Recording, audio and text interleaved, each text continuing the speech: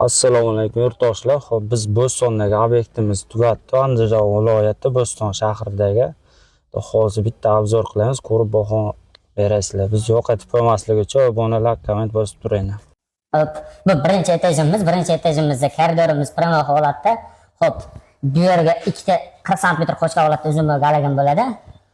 Hop, bu holimiz ham primoy holatda. O'rtaga bitta lustra joylashgan, xolos. Bitta chekka tiyagi bo'ladi, xohlasa zo'r variant. Hop, katta zalimimizga kelsa, katta zalimimiz hop, oddiy sandiq holatda joylashgan. 6 sm ko'rinish. Xohlasa sifatlarga ham baho beringlar. Ideal holatda. Kimga shunaqa primoy xizmat kerak bo'lsa, bemalol murojaat qilaverasizlar ustaga yetishga. Hop, bu yerimiz ko'hna ko'p gipsokardondan ishlatganmiz. Nimaga desanglar, ko'hnada faqat namlatchilik borligiga ko'p gipsokardondan foydalanamiz.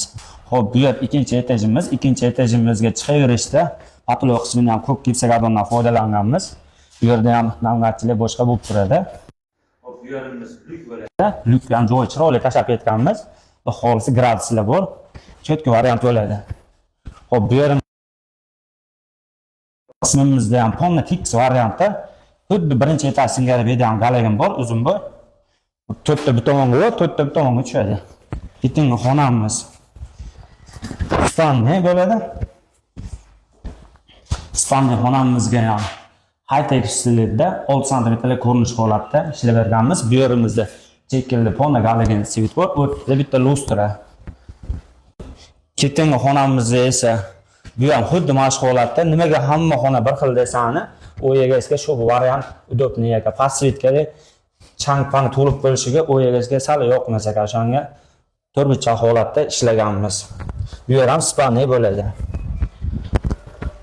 Xo'p, bu yer ditski spanida ham ponna tix variantda qilingan. Xo'p, bu yerimiz katta zal.